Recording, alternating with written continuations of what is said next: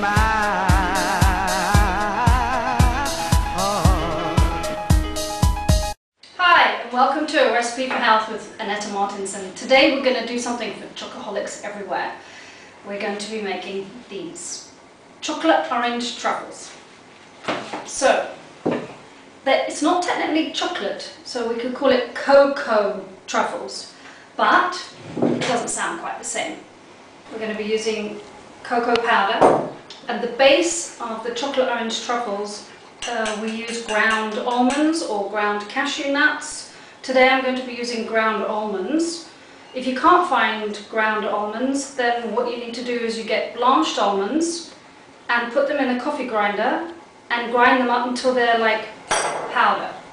So take roughly about 200 grams of ground nuts, almonds, cashews, whichever ones you have in your cupboard, and just make sure it's completely ground, no big lumps anywhere. Keep grinding and moving it around until it all looks like the fine breadcrumbs. Then add the cocoa powder.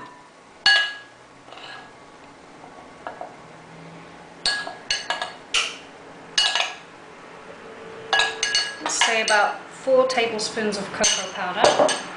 Then mix that together. Sometimes the cocoa powder has big lumps as well. Just try and grind them, smooth them out.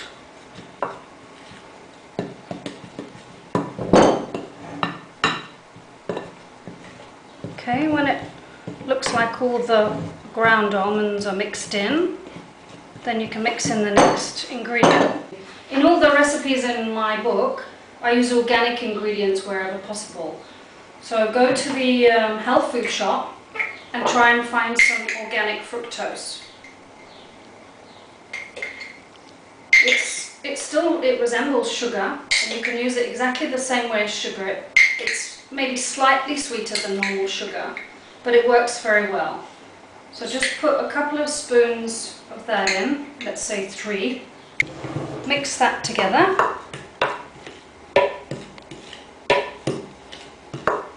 Okay. Then we put a bit of liquid in to add a bit of sweetness and make it a little bit so that it binds together. Add some maple syrup. Let's say about 2, that's all I have, so we're only going to put in 2. Okay, and that's probably not going to be enough maple syrup, so what I normally do is I put a little bit of soya milk in, which makes it a bit not so rich. So mix that up together. And I use organic soya milk, and I buy one that has either omegas in it or calcium in. But I don't have one that's open, so we'll use that one. That one will do.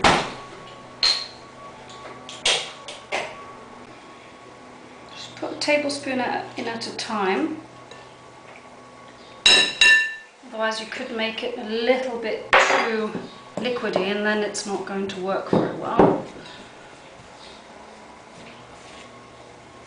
Okay, a little bit more liquid, just do it a tablespoon at a time.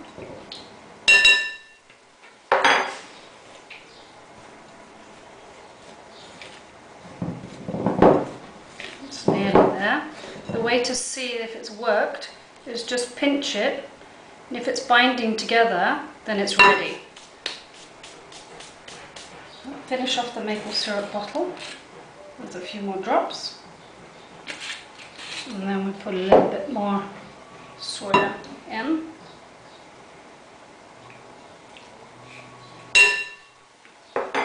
So it looks like it's binding together nicely now. We'll take a piece, go like that, and see it binds together, which means then you can make them into nice little round balls or truffle sizes. Perfect. So now that it's binding nicely, I'm going to put a little bit of orange in, which makes the chocolate taste fantastic. So use a grater and just grate the orange zest into the bowl.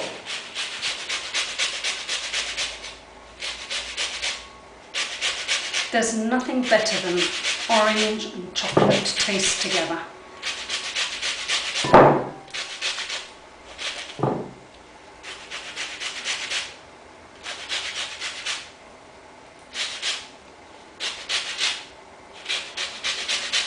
So, when you've taken off pretty much all of the skin, then there's lots at the back there. Just flick it off like that.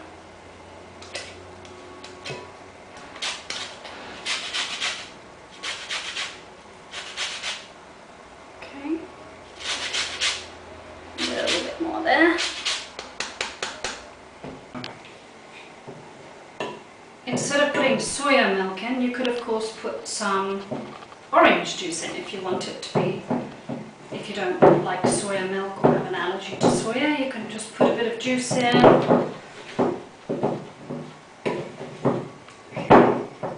Okay, now what we do is you pick up what you need. First of all, choose what kind of topping you want. You can either leave it plain, put cocoa on it, or put desiccated coconut around it, so they resemble like that. And then the recipe is on page 50 of the book. Okay, let's put them on a plate and then you can see how they look. So take, I would say, roughly about that amount is a good size. Depends if you want them bite size or finger size or tiny little size, it's up to you. You can roll them around in desiccated coconut.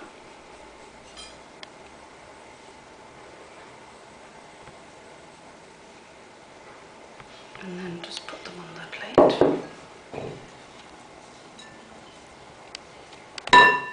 Okay, we'll do some with coconut, we'll do some with cocoa powder, some plain.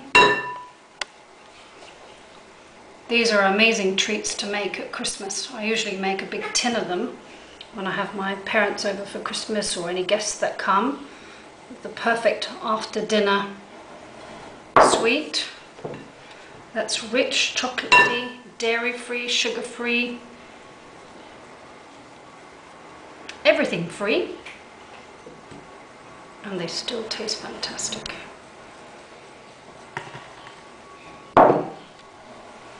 If you're not so keen on getting your hands dirty, ask the kids to do it for you. My kids love doing this, especially the little one. Just roll it up.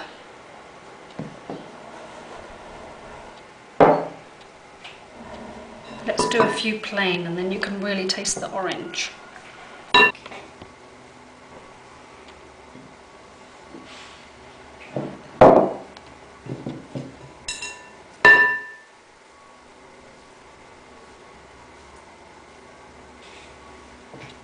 can even do 2 at a time. Do as many as you, it depends how quickly you like to do them. It's quite therapeutic, really. Just make little mounds of each one. And if you have a pretty tin, you can put them in. And you can eat them whenever you want. Okay, so when you've done some, they'll resemble this. You can make them whatever flavour you like. To find the recipe, it'll be in this book, which is A Recipe for Health by Anette Martinsen. It's a vegan, vegetarian cookbook for intolerances and allergies. It's wheat-free, dairy-free, sugar-free, and obviously meat-free as well. And they don't taste like cardboard. And this recipe that I've done today is on page 50. Okay? So thanks for watching today. You can find out all the details about where to buy the book on the video description on the actual YouTube site. Thanks for watching today. See you again next time. Bye for now.